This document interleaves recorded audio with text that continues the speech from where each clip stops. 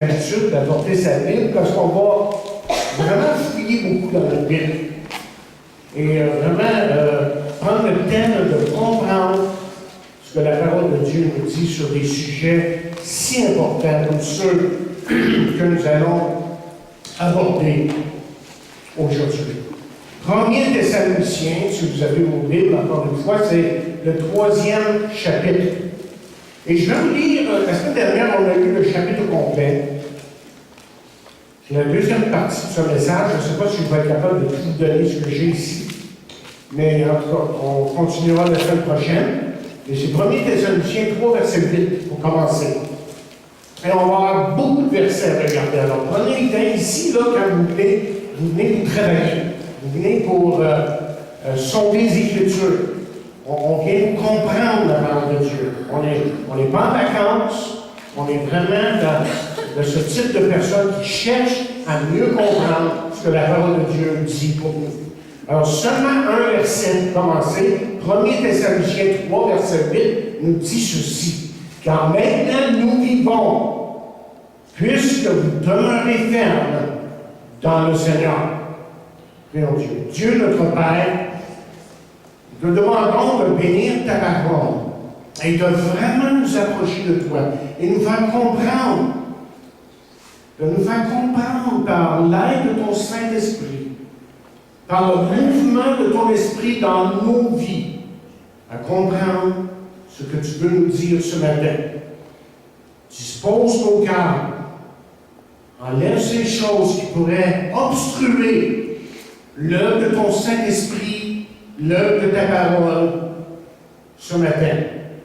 Nous te remercions d'avance parce que nous savons que tu es en train d'agir.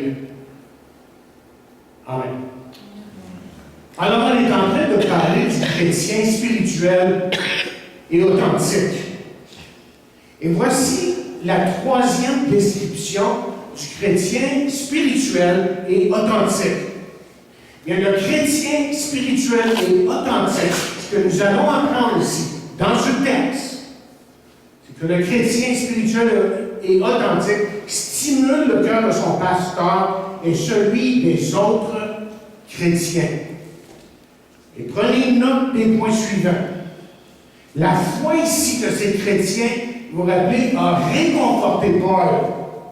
Une chose que Paul avait grandement besoin. Si vous regardez le verset 7, voici ce qu'il dit. En conséquence, frères, dans nos angoisses et nos épreuves, nous avons été consolés à votre sujet à cause de votre foi. Et le mot consoler ici est très important. Parce que le mot consoler veut dire encourager, renforcer. Et pourquoi est-ce que pourquoi avait-il besoin? Pourquoi avait-il besoin de consolation? Bien, ce que on apprend ici que ce n'était pas le problème des Thessaloniciens, c'était pas à cause des Thessaloniciens. Parce que vous vous rappelez que quand Timothée est revenu et qu'il a fait un rapport à Paul, ce n'était que de bonnes nouvelles. Mais il y a 2 mots ici dans ce texte qui nous donnent, si vous voulez, un indice de ce que Paul subissait. Les mots calamité et tribulation. Vous remarquez ces mots-là pour d'autres traductions, c'est angoisse et épreuve. C'est absolument la même chose. Mais dans le grec, là, ces mots-là sont très forts. Il parle de quelqu'un qui est littéralement écrasé par le trouble autour de lui. Il parle d'une détresse extrême, de quelqu'un qui est en train d'étouffer sous la pression et qui vit littéralement un grand stress. Rappelons-nous que Paul n'était qu'un homme et qu'il subissait ces choses-là. Ce que nous savons, en tout cas, ce que nous avons appris jusqu'ici, c'est que l'opposition de la part des Juifs était vive. Rappelez, on a vu ça dans les Actes. On va y revenir. Et Paul, à plusieurs reprises, a dû se présenter devant les rois, les magistrats, pour répondre à certaines accusations. Et la persécution était telle que le jour est venu où Paul fut lapidé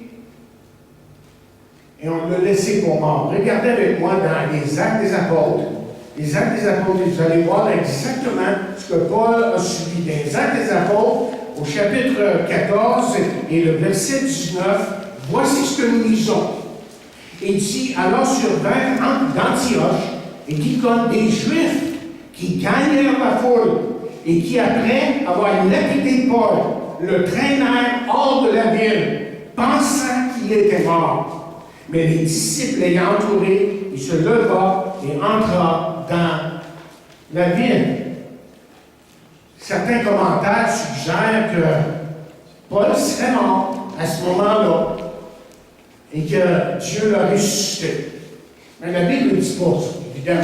C'est juste une suggestion qu'on trouve dans certains commentaires.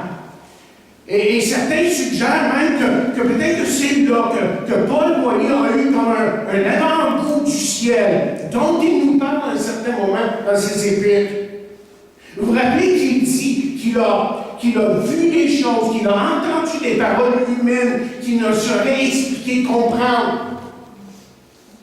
En tout cas, quoi qu'il en soit, la foi des Thessaloniciens a été d'une grande consolation pour Paul, lui qui vivait à certains moments, des moments extrêmement difficiles. Et chers amis, je pense qu'on a une leçon ici ce matin. Notre foi peut justement encourager et renforcer les autres ou la foi des autres. Et c'est pour ça, écoutez-moi bien, là, que c'est pour ça que c'est tellement important de grandir dans notre foi de jour en jour. Parce que si on ne grandit pas, on n'est pas vraiment en train de grandir, et on va en parler beaucoup là, si on a le temps ce matin, mais l'importance de grandir, parce que si on grandit, on encourage. Si on ne grandit pas, on n'encourage pas, on décourage. Trop tard, voyez, nos vies touchent quelqu'un. Trop tard, nos vies touchent la vie de quelqu'un d'autre. Et peut-être que ce quelqu'un d'autre, c'est quelqu'un qui, justement, a besoin d'encouragement.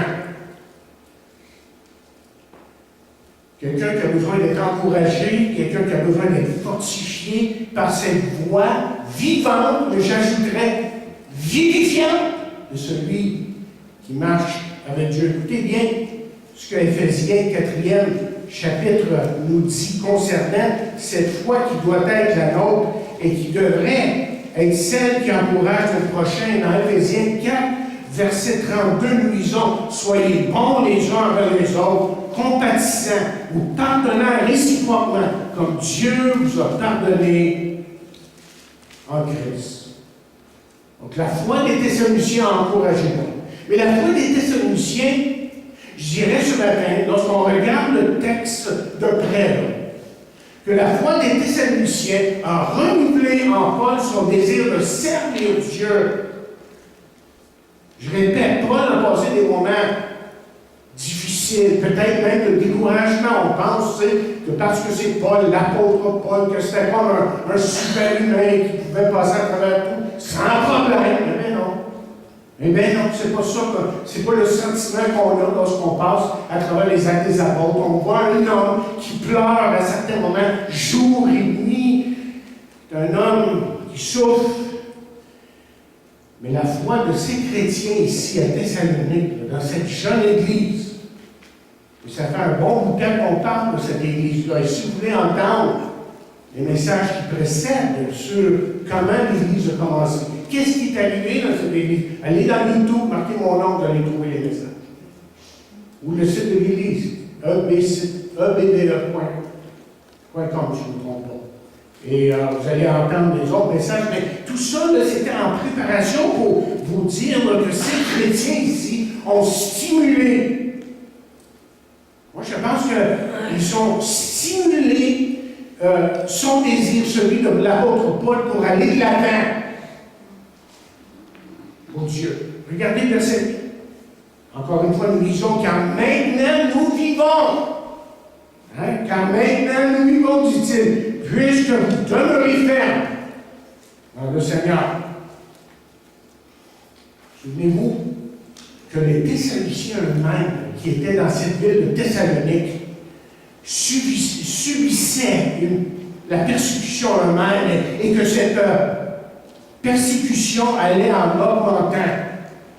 Et si parfois Paul se sentait découragé et à bout de souffle, mais les Thessaloniciens, ces jeunes chrétiens, l'ont fait comme revivre.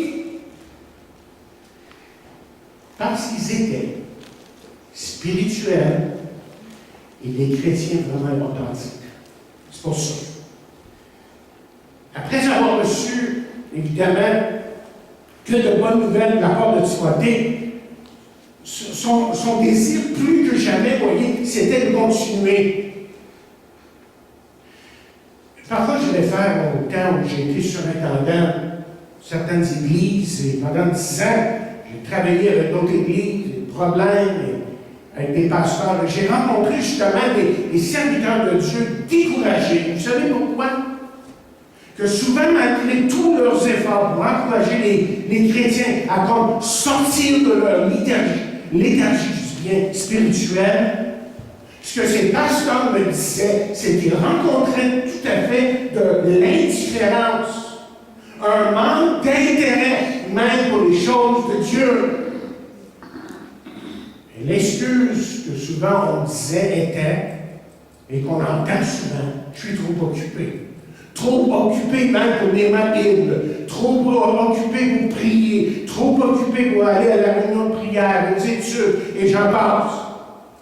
Mais là, il m'arrivait à certains moments, vous voyez, de rencontrer un pasteur qui me témoignait un nouveau zèle pour Dieu, un nouveau zèle pour Dieu qui s'était comme emparé de son assemblée.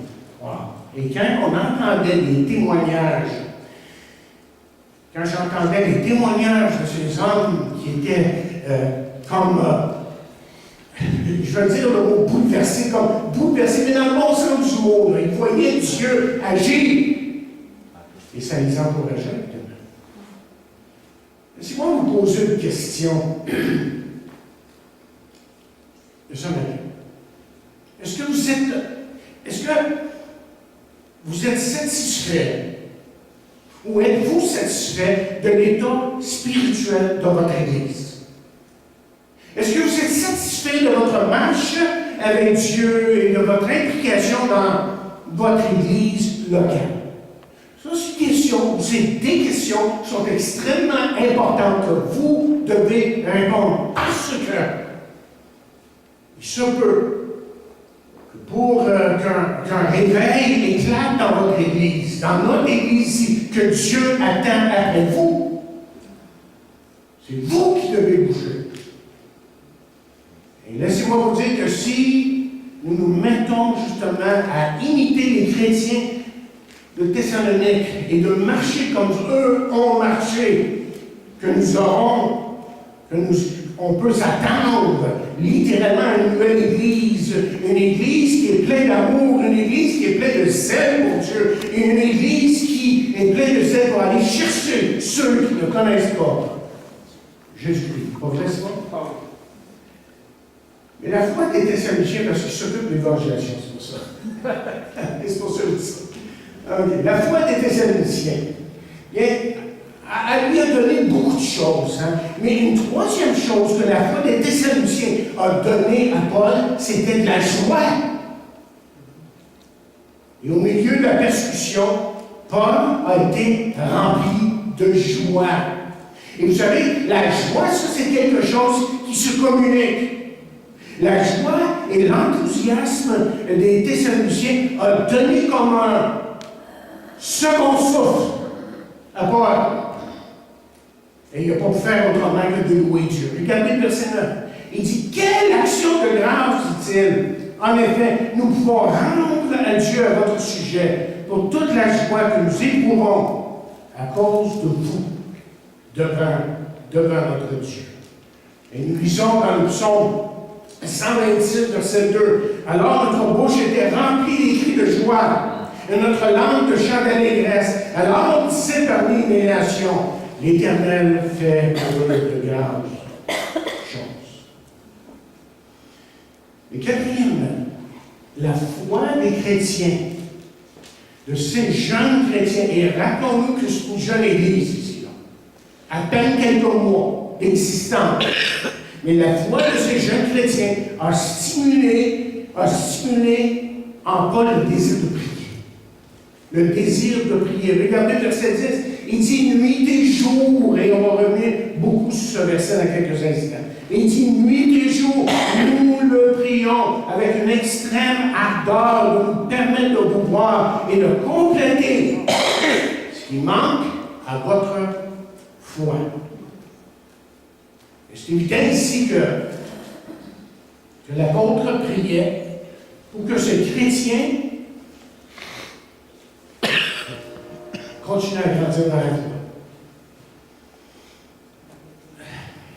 Je pense que s'il y a une chose que l'apôtre a essayé de vraiment communiquer à ses jeunes frères et sœurs, c'est que la vie chrétienne, vous voyez, n'est pas toujours facile, bien que les dividendes sont incalculables. Et trois choses marquent en réalité la maturité d'une Église. Là, on veut décrire souvent la maturité d'une Église. Et qu'est-ce qui fait qu'une Église est mature?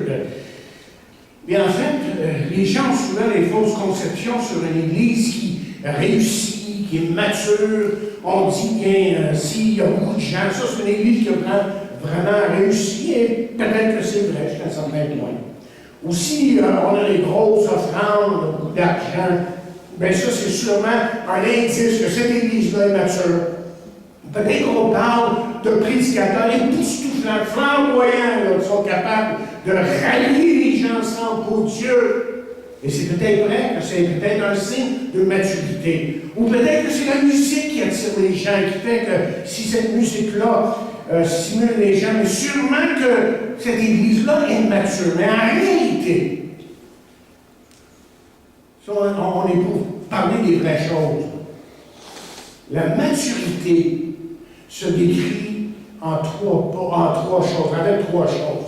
La foi, l'espérance et l'amour. Et vous vous rappelez qu'au chapitre 1 de ce texte ici, de cette épître plutôt, que Paul avait parlé. Il avait parlé à ces jeunes chrétiens. Il dit au verset 3 du chapitre 1, 1er Thessaloniciens 1, verset 3, nous rappelant sans cesse de votre foi, de travail de votre amour et la fermeté de votre espérance. Et la Bible nous montre partout où on peut aller, dans toutes les églises à qui Paul a écrit. Et souvent, ces termes-là reviennent. L'amour, la foi, l'espérance. C'est ça qui démontre qu'une église est vraiment mature.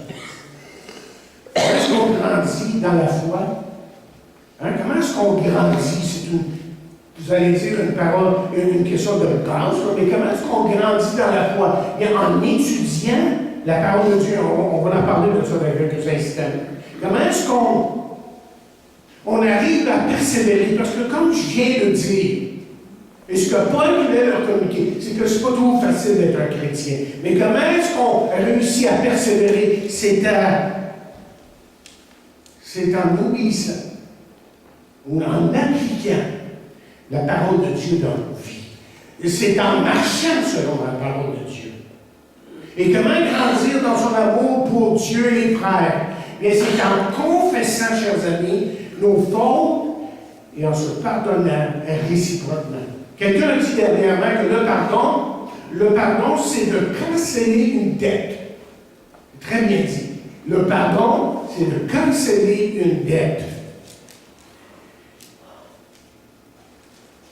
Et toutes ces choses-là que je suis en train de vous mentionner, que ce soit d'étudier la parole, de persévérer et de confesser nos fautes, vous voyez, toutes ces choses-là, en fin de compte, demandent de la part de tous et chacun un effort. Et les chrétiens de Thessalonique, vous vous rappelez, ont fait ces efforts.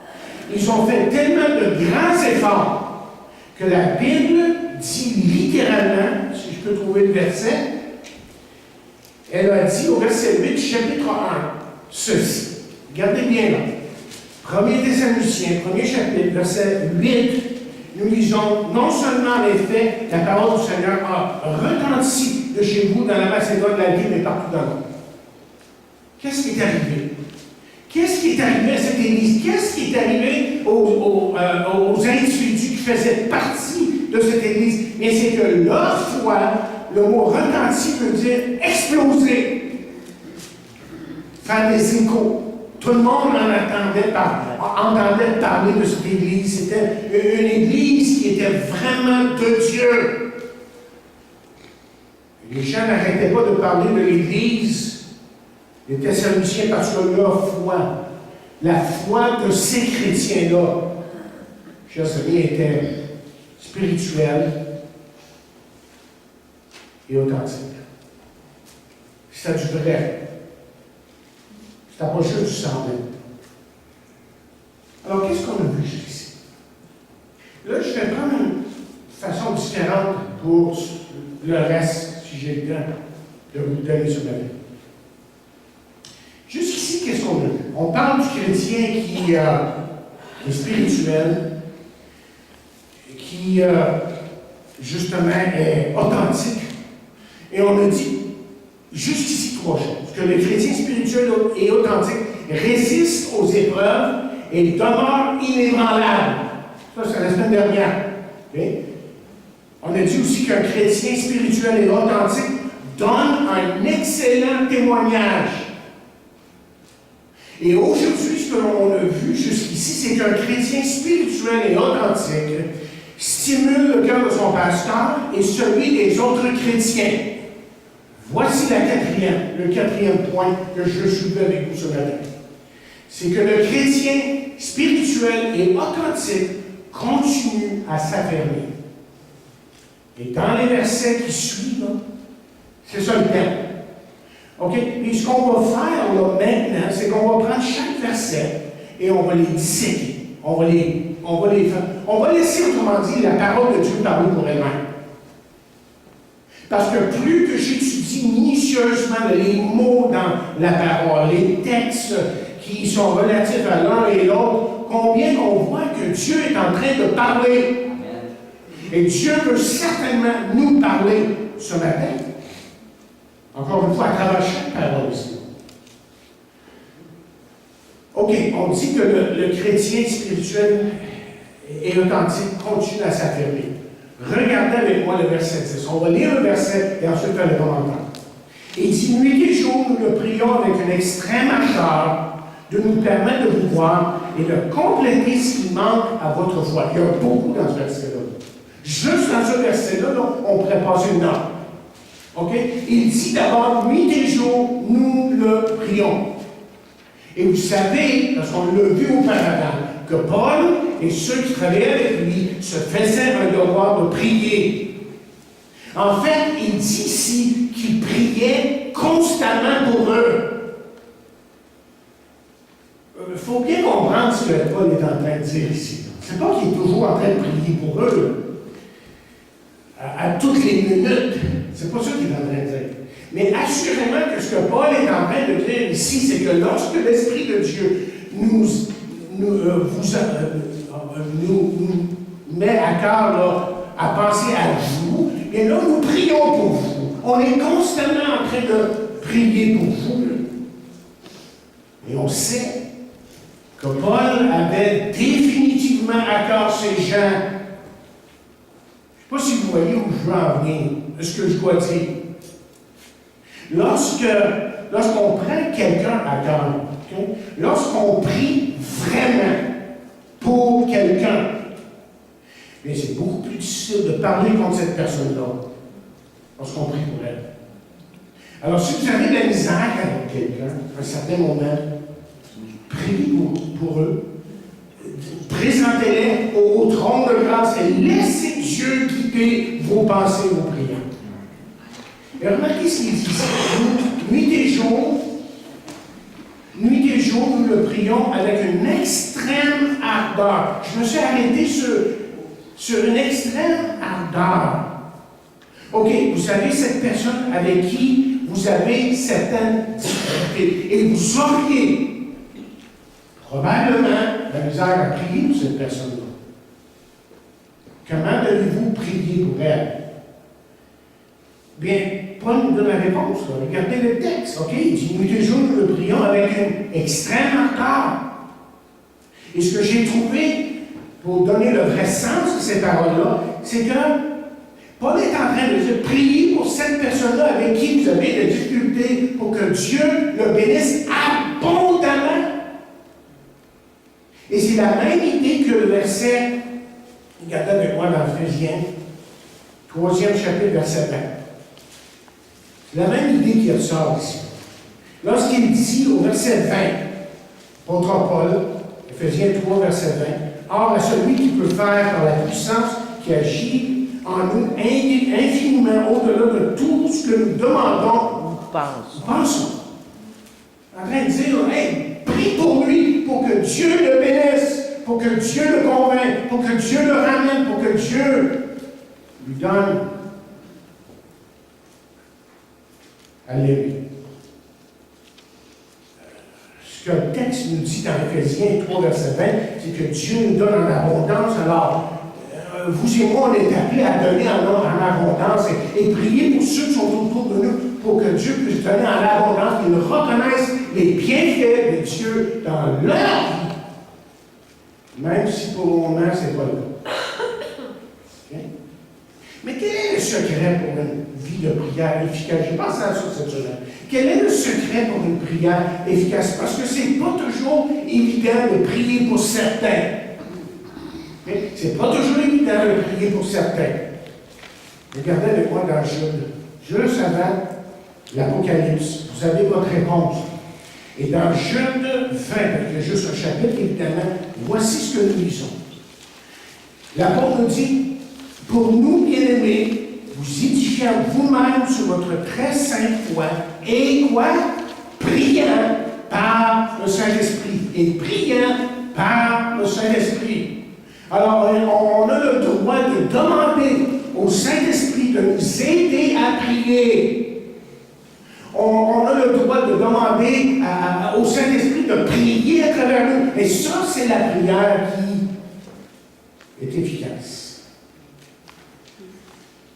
Revenons dans notre texte. Il dit, nuit et jour, nous prions avec une extrême ardeur de nous permettre de vous voir. Pourquoi prie-t-il? Bien, il prie tout simplement qu'il puisse aller les voir. Et là, il faut comprendre le contexte. Vous vous rappelez que je vous ai dit il y a quelques semaines, peut-être même la semaine dernière, que Paul avait été accusé d'être un profiteur. C'était une des accusations contre lui. Et que Paul profitait des gens, et ensuite il les abandonnait. Mais dis donc, moi je suis venu, je prie pour que je puisse aller vous voir. Et pourquoi aller les voir? Encore une fois, le texte nous répond. OK? Il dit de permettre de vous voir et de quoi? De compléter ce qui manque à votre foi. À votre foi. Oh, ils avaient grandi. Dieu avait fait de grandes choses parmi ces gens-là. Et en fait, de connaissance, c'était des gens qui avaient appris vite. Ils tenaient bon. Mais il fallait que ça continue. Il fallait que ça continue. Et le mot compléter est intéressant. Parce que le mot compléter veut dire, et vous devez aller dans Éphésiens 4, verset 12 pour avoir la réponse, parce que c'est le même mot qui est utilisé dans le grec. Dans Éphésiens 4e chapitre, et le verset 12. Regardez ce qu'il dit. On peut même commencer, tiens, au verset 11, juste pour rentrer dans le sujet. Il dit, il a donné les uns comme apôtres, les autres comme prophètes, les autres comme évangélistes, et les autres comme docteurs, pasteurs et docteurs. Puis ensuite, il dit, pour le perfectionnement des saints en vue de l'œuvre du ministère et de l'édification du corps de Christ. Le mot perfection, perfectionnement, si vous voulez, c'est le même mot que compléter dans le grec ici, là, dans notre texte en 1er Thessaloniciens, 3e chapitre. Et le désir de Paul, c'était d'aller compléter ce qui manquait à la foi. Et la Bible le dit comme ceci, afin de mettre les saints en état d'accomplir le ministère. La question est celle-ci, est-ce que votre foi grandit? Merci. Est-ce que votre foi grandit? Ça, c'est une question qui doit être posée. Et là, je veux que vous compreniez le sens de ma question. Très important quand je vous demande, est-ce que votre foi grandit? Que oui, il est question de votre confiance en Dieu, parce que la parole de Dieu est remplie de promesses, n'est-ce pas? Donc on prend confiance et on sait que Dieu va agir. Mais je parle ici aussi de votre connaissance. Il faut que votre connaissance grandisse. Et si vous allez encore une fois dans Jude, 3e chapitre, 3e verset, ok? 3e verset, voici ce que l'apôtre dit. Et je veux que vous compreniez le sens ici de ma question. Lorsqu'il dit, bien-aimés, alors que je désirais vivement vous écrire au sujet de notre salut commun, je me suis senti obligé de vous envoyer cette lettre pour vous exhorter à combattre pour la foi qui a été transmise aux saints une fois pour toutes. Et quand on dit ici pour la foi, c'est pour le crédit, la doctrine. Et il dit, je veux que vous sachiez là, que Dieu nous a donné dans son lit la parole de Dieu, tout ce qu'on a besoin à savoir de lui. Et qu'on a juste à étudier la parole de Dieu pour mieux le connaître. Et dans 1er Corinthiens, 2e chapitre, vous connaissez ce verset, mais un verset extrêmement important, parce qu'on voit que la parole ne travaille pas toute seule. Que la parole de Dieu, dans 1er Corinthiens, 2e chapitre, verset 12, nous dit « Or, nous n'avons pas reçu l'esprit du monde, mais l'esprit qui vient de Dieu, afin que nous connaissions les choses que Dieu nous a données par sa grâce. Et c'est par son esprit que Dieu nous éclaire. » Et là, la question qui m'est venue, c'est quelle est la promesse qui est derrière ça? Vous savez, le Saint-Esprit nous éclaire, nous illumine, nous fait comprendre les choses de Dieu. Et si vous allez maintenant dans Jean 16e chapitre, c'est Jésus lui-même qui nous fait ses promesses. Okay? Jésus nous dit dans Jean 16, verset 12, même jusqu'au verset 15, des paroles extrêmement importantes. Jean 16, verset 12, il dit, j'ai encore beaucoup de choses à vous dire, mais vous ne pouvez pas le supporter maintenant. Quand le Consolateur sera venu, l'Esprit, le Saint-Esprit est venu, il vous conduira dans toute la vérité, car il ne parlera pas de lui-même. Qu'est-ce que le Saint-Esprit fait? Il parle de Jésus. Mais il dira tout ce qu'il aura entendu et vous annoncera les choses à venir. Ça, c'est le Saint-Esprit qui est en train d'agir à travers la parole. Au verset 14, il me glorifiera parce qu'il prendra ce qui est à moi et vous l'annoncera. Et tout ce que le Père a est à moi. C'est pourquoi j'ai dit qu'il prend de ce qui est à moi et qu'il vous l'annoncera. Moi, je ne sais pas, mais en lisant ces versets-là, en préparant ce message cette semaine, j'ai été comme bouleversé à relire ces versets-là, parce que ça me dit que Dieu agit encore. Lorsqu'on plonge nos regards dans sa parole et qu'on laisse Dieu parler, que c'est la vérité qui est notre héritage. Mais Paul continue ici sa prière. Mais là, je veux que vous voyez au verset 11 cette année. Verset 11, 1er Thessaloniciens 3, verset 11. Okay? Il dit que Dieu lui-même, notre Père, notre Seigneur Jésus, aplanisse notre route pour que nous allions vers vous. Suivez-moi ce matin. C'est très important ce que Paul est en train de dire ici. Il ne parle pas pour rien. Et remarquez d'abord que cette prière-là est adressée à Dieu lui-même, notre Père, et notre Seigneur Jésus-Christ. Qu'est-ce que ça nous démontre? Qu'est-ce que c'est en train de nous dire? C'est que les deux sont égaux. Dieu le Père et le Fils sont en train d'agir, sont égaux. Et quelqu'un écrit que c'est une façon voilée pour déclarer que Jésus est Dieu. Et si vous avez de la misère avec ça, tournez avec moi dans Jean 5. Jean 5. Très important de bien lire l'évangile de Jean. Parce que ce qui ressort de l'évangile de Jean, c'est la divinité de Jésus-Christ. Et je vous ai souvent dit que ce que vous pensez de Jésus est capital. Si c'est, comme certains disent, un ange, moi je ne comprends pas qu'un ange ait pu mourir pour moi sur la croix du Calvaire. Et si vous regardez Hébreux, premier chapitre, le temps nous manque ce matin d'aller dans tout ça, que Hébreux, premier chapitre, deuxième chapitre, nous montre que Jésus est supérieur aux anges. C'est là, prenez le temps cette semaine de lire Hébreux, premier chapitre, deuxième chapitre. Il est supérieur aux anges. Il n'est pas un ange, un être créé. Physiquement, il est. En tant que Dieu n'est pas créé, évidemment. Mais regardez Jean 5. Jean 5e chapitre. Je vous ai dit, on va voyager dans notre Bible. Hein? Ben, c'est ça dans la Bible. On va voyager dans nos Bibles. On va vraiment laisser Dieu parler à nos cœurs, à travers sa parole. Parce qu'on dit que la Bible s'explique elle-même. On a juste à lire, relire, étudier. Et la Bible s'explique elle-même. Et voici que dans le 5e chapitre de Jean, verset 17, nous lisons, mais Jésus leur répondit, mon Père agit jusqu'à présent, moi aussi j'agis. Qu'est-ce que Jésus est en train de dire? Ce que le Père fait, je le fais. On est égal. On est égal. Continue à dire, à cause de là, les Juifs cherchaient encore plus à le faire mourir, non seulement parce qu'il violait le sabbat, mais parce qu'il appelait Dieu son propre Père, se faisant quoi? Égal à lui. Il avait compris, les autres.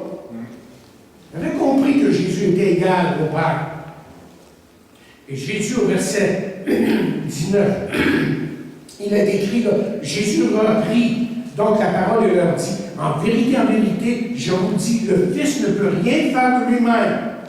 Il ne fait que ce qu'il voit faire au Père. Et tout ce que le Père fait, le Fils le fait pareillement. Encore une fois, qu'est-ce qu'on est en train de dire? Qu'est-ce que Jésus est en train d'établir? Il est égal au Père.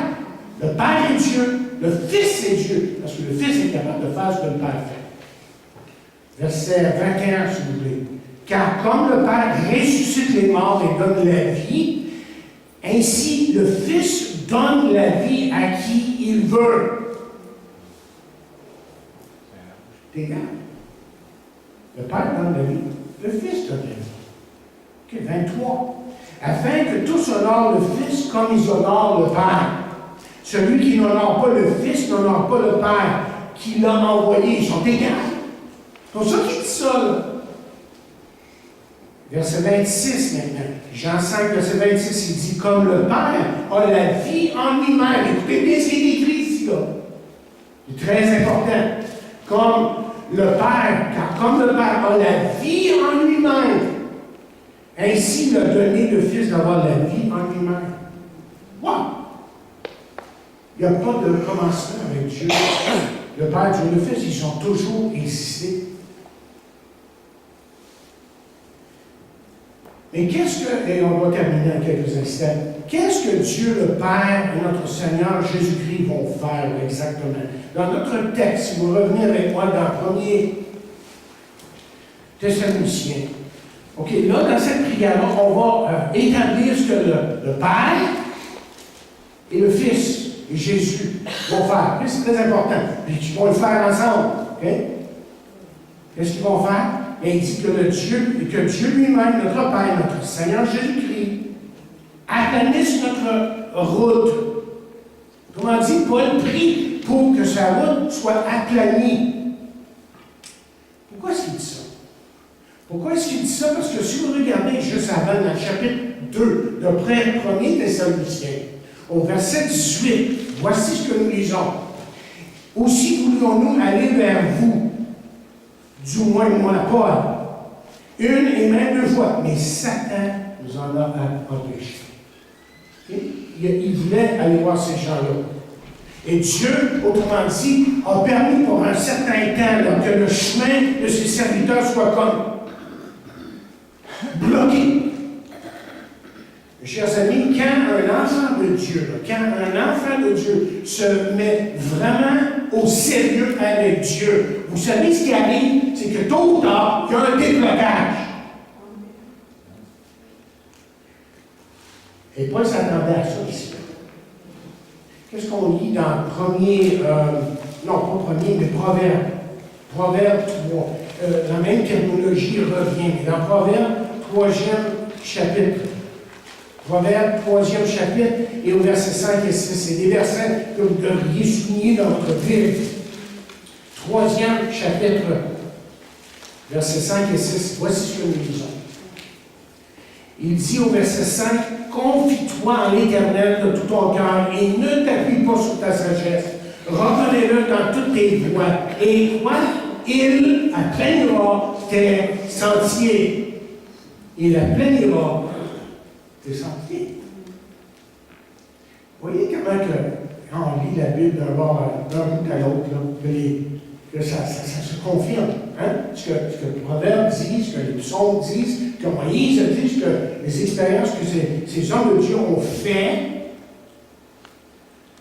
Et c'est les mêmes que plus tard arriveront à ceux comme Paul et d'autres qui travailleront dans l'œuvre de Dieu. Ils vont voir littéralement, comme Giovanna nous a dit ce matin, Dieu faire des miracles.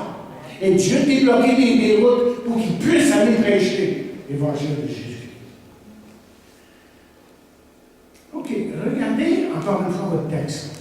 Parce que là, on arrive au verset 12, OK? Il dit, et que le Seigneur fasse croître et abonder l'amour que vous avez les uns pour les autres et pour tous, à l'exemple de celui que nous avons pour vous. Il y a beaucoup à dire ici. OK? D'abord, qui est le Seigneur ici? Qui est le Seigneur? Mais je pense que ce que Paul avait en tête, c'est Jésus. Okay? Que c'est lui qui va ouvrir la porte et que c'est lui qui va faire abonder l'amour et tout ça. Mais seulement ce que vous devez savoir, c'est que dans l'Ancien Testament, le Père est appelé Seigneur. Parce que dans l'Ancien Testament, c'est le Père qui est prédominant. Et le mot dans l'Ancien Testament pour justement Seigneur, c'est Adonai. Hein? Dans l'hébreu, c'est Adonai.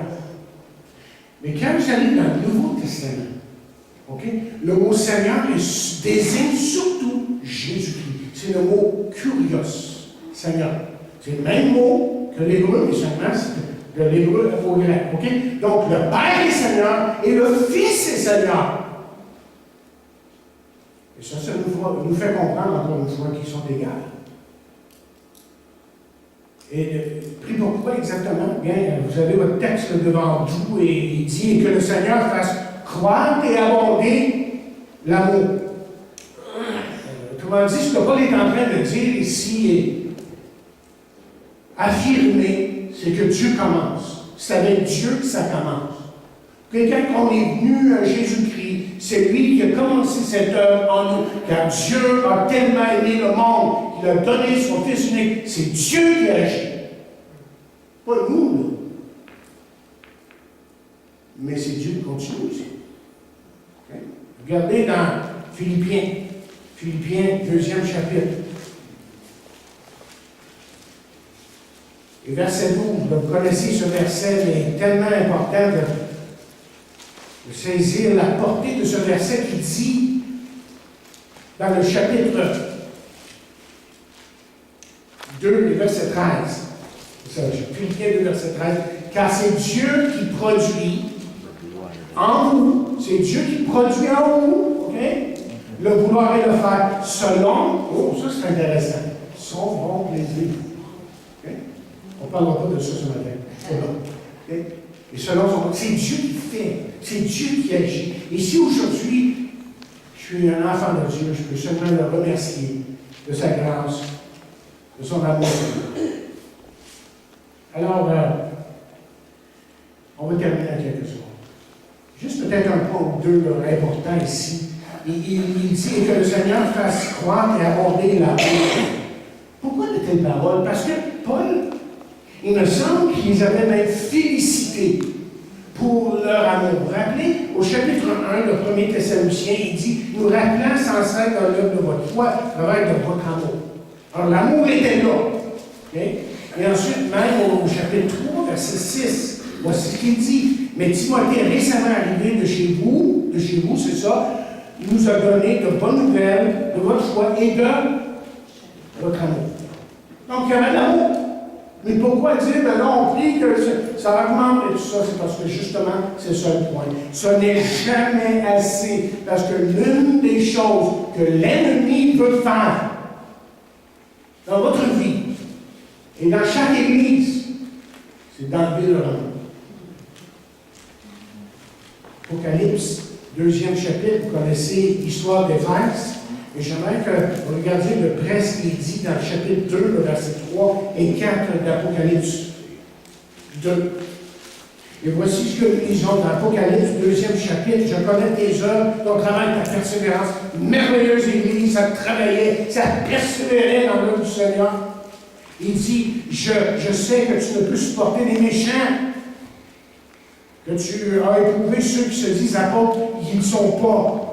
Et que tu les as trouvés menteurs. Hey, une merveilleuse Église, ils savent où ils s'en vont, mais,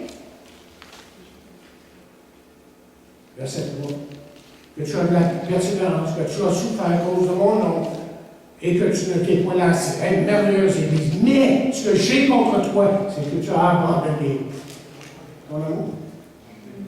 Et quand ces paroles-là ont été écrites dans l'Apocalypse, je ne sais pas si vous le savez, mais ça faisait à peu près 40 ans que cette Église-là existait. Ce qui nous dit, ce qui nous montre que l'amour, c'est quelque chose qui se dissipe tranquillement souvent. On ne s'en aperçoit même pas. Et la première chose, chers amis, la première chose qui prend la porte, la première chose qui prend la porte, lorsqu'il y a un refroidissement spirituel dans la vie de quelqu'un, dans la vie de l'Église, la première chose qui part, c'est l'amour. C'est l'amour. Et Paul prie pour ces gens. Et plus, on va regarder ça la semaine prochaine. J'ai encore beaucoup de choses à dire, moi.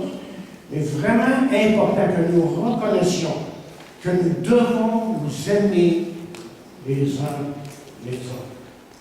Pas toujours facile, évident. Et par la grâce de Dieu, on peut apprendre à s'aimer. Par la grâce de Dieu, on peut grandir dans l'amour de Dieu. Parce que Dieu veut nous bénir abondamment. Amen.